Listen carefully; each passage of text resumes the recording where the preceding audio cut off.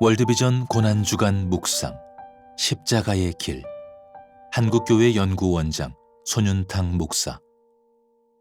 오늘의 가상 칠언 말씀 요한복음 19장 28절. 내가 목마르다. 오늘의 묵상 말씀 고린도전서 1장 18절로 25절. 십자가의 도가 멸망하는 자들에게는 미련한 것이요 구원을 받는 우리에게는 하나님의 능력이라. 기록된 바 내가 지혜 있는 자들의 지혜를 멸하고 총명한 자들의 총명을 폐하리라 하였으니 지혜 있는 자가 어디 있느냐, 선비가 어디 있느냐, 이 세대의 변론가가 어디 있느냐. 하나님께서 이 세상의 지혜를 미련하게 하신 것이 아니냐. 하나님의 지혜에 있어서는 이 세상이 자기 지혜로 하나님을 알지 못하므로 하나님께서 전도에 미련한 것으로 믿는 자들을 구원하시기를 기뻐하셨도다. 유대인은 표적을 구하고 헬라인은 지혜를 찾으나 우리는 십자가에 못 박힌 그리스도를 전하니 유대인에게는 거리끼는 것이요 이방인에게는 미련한 것이로되 오직 부르심을 받은 자들에게는 유대인이나 헬라인이나 그리스도는 하나님의 능력이요 하나님의 지혜니라. 하나님의 어리석음이 사람보다 지혜롭고 하나님의 약하심이 사람보다 강하니라. 내가 목마르다. 생수를 갈망하는 자들에게 영생의 물을 주시기 위해 나그네 된 자들을 가족으로 품으시기 위해 예수님은 살이 찢기시고 피 흘리셨습니다. 십자가의 도는 어둠 속에 방황하는 자들에게 밝은 빛이었습니다. 길은 통해야 길입니다. 막혀있는 길은 길이 아니므로 도통함이 중요합니다. 조선의 도학 선비들은 막혀있지 않은 십자가의 길을 깨닫고 한국 초대교회의 지도자들이 되어 영생하는 도를 증거했습니다. 십자가의 도가 멸망하는 자들에게는 미련한 것이요 구원을 받는 우리에게는 하나님의 능력이라. 목말라 하는 우리에게 생수를 공급하시는 주님은 소망이 없는 민족에게 꿈을 주시고 선교할 수 있는 특권을 주셨습니다.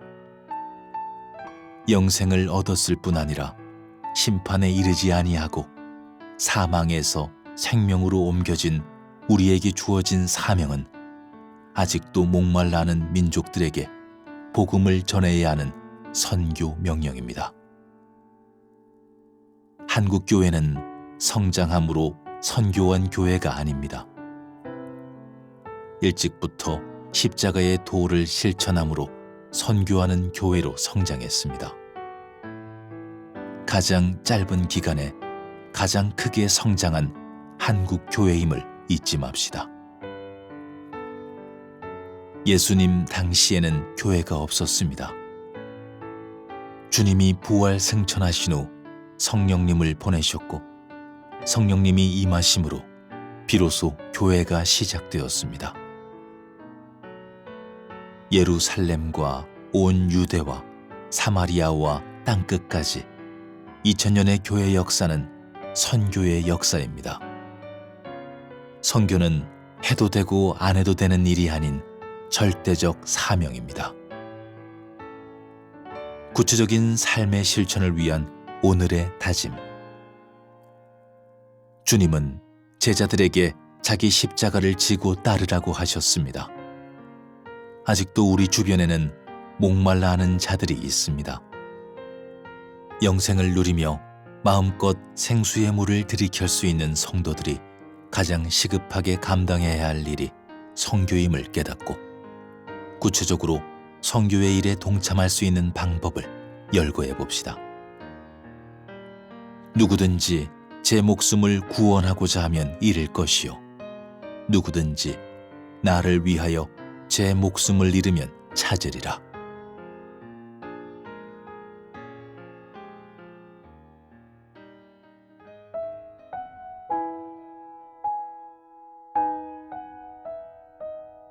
오늘의 선교적삼 묵상 타문화 선교 WEC 국제선교회 장창수 선교사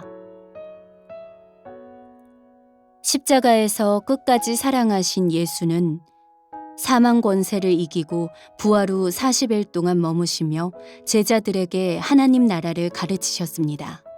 그리고 승천하실 때 제자들에게 약속하신 성령이 임하시면 제자들은 권능을 받게 되고 예루살렘을 지나온 유대와 사마리아 넘어 땅끝까지 가서 복음의 증인이 될 것이라고 말씀하셨습니다. 예수님이 이 말씀을 하시던 때를 생각해 보면 그것은 선언이자 약속이었습니다. 사람들은 하나님의 창조 세계 전체가 어떤 모양인지 어디까지인지 한참 뒤에 알게 되었고 당연히 땅끝이 의미하는 곳을 명확히 알지 못했습니다. 다만 믿음과 순종으로 그 걸음을 시작했습니다. 하지만 오늘 우리가 살아가는 세상에서 예수의 말씀은 성취이자 결과가 되었습니다. 숱한 고난과 저항 속에서도 어느덧 복음은 지구상 대부분의 나라에 전해졌고 드러난 형태든지 은밀한 형태든지 교회가 세워졌습니다. 기독교는 더 이상 팔레스타인 지역의 유대인 종교도 중세 유럽 서구인들의 종교도 아닌 모든 나라, 모든 민족의 신앙 고백이 담긴 명실공히 세계 기독교가 되었습니다. 우리는 이처럼 감격스러운 시대에 살고 있습니다. 그럼에도 여전히 우리가 살아가는 시대에 복음을 듣지 못한 사람이 많습니다.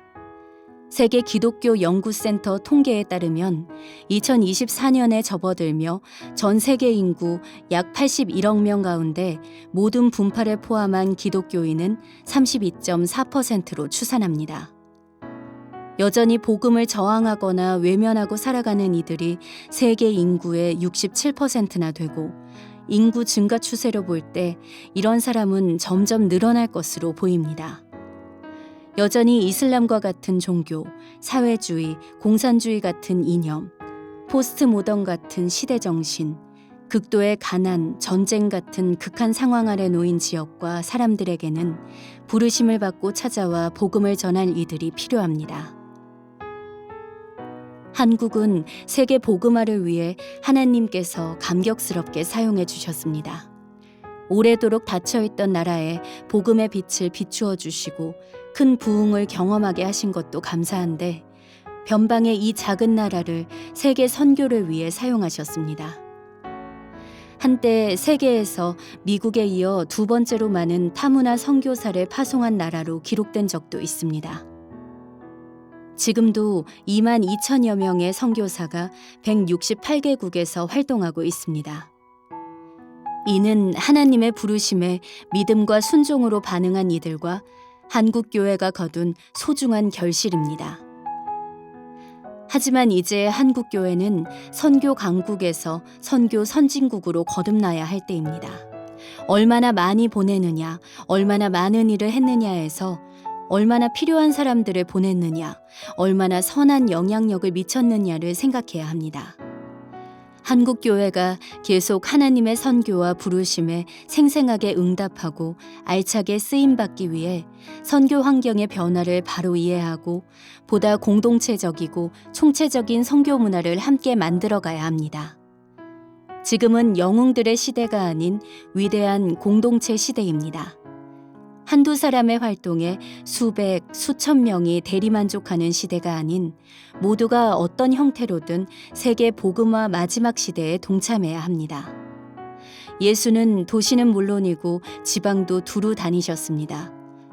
회당에서 가르치시며 천국의 복음을 전파하셨고 모든 병든 것과 약해진 것들을 고치셨습니다. 마음에는 늘 그들을 향한 애틋함과 간절함을 품으셨고 제자들에게 제2의 주기도문이라 할 수 있는 추수할 것은 많지만 일꾼이 적으니 주인에게 일꾼을 보내달라 기도하라고 가르치셨습니다. 우리는 많은 선교 영웅을 알고 있습니다. 그들은 귀하고 값진 인생을 살았습니다. 하지만 세계 복음화는 영웅 한두 명으로 결코 이루지 않았고 또 이루어지지 않을 것입니다. 복음을 받고 예수의 사랑을 품고 문화와 나라의 경계인 산을 넘는 무명의 증인들이 있었기에 이루었고 또 이룰 것입니다. 십자군에 의한 힘이 아니라 십자가에 의한 사랑이 세상을 바꿉니다. 십자가의 사랑은 그 사랑을 품은 이들을 강권합니다. 그리고 세계 복음화는 더는 예수 그리스도의 외로운 꿈이 아닌 그를 따르는 이들과 함께 품는 위대한 꿈입니다. 예수는 우리에게 선교하라고 명령하지 않으셨습니다. 선교의 세계로 초대하셨습니다. 선교는 나에게 와서 이 길을 함께 걷자는 감격의 초대입니다. 함께 생각하며 묵상하며 1. 세계 복음화를 위해 참여하고 기여할 수 있는 일에는 어떤 것이 있습니까? 2. 선교가 단지 명령이 아닌 예수 그리스도와 동행하는 초대라는 점에 대해 생각해 봅시다.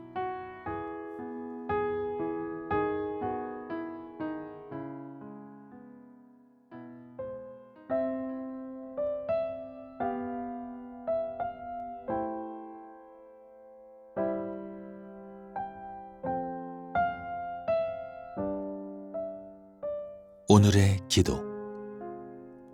하나님, 셀 수 없이 많은 증인을 곳곳에 세우셔서 예수 그리스도의 복음을 땅끝까지 증거하게 하신 것 감사드립니다. 예수 그리스도가 다시 이 땅에 오시는 그날까지 세계 복음화를 위해 애쓰는 백성이 되게 하시고 예수가 걸어가신 길을 따라 걸어가게 하소서. 예수의 꿈이 우리 모두의 멈추지 않는 꿈이 되게 하소서. 예수님의 이름으로 기도합니다. 아멘.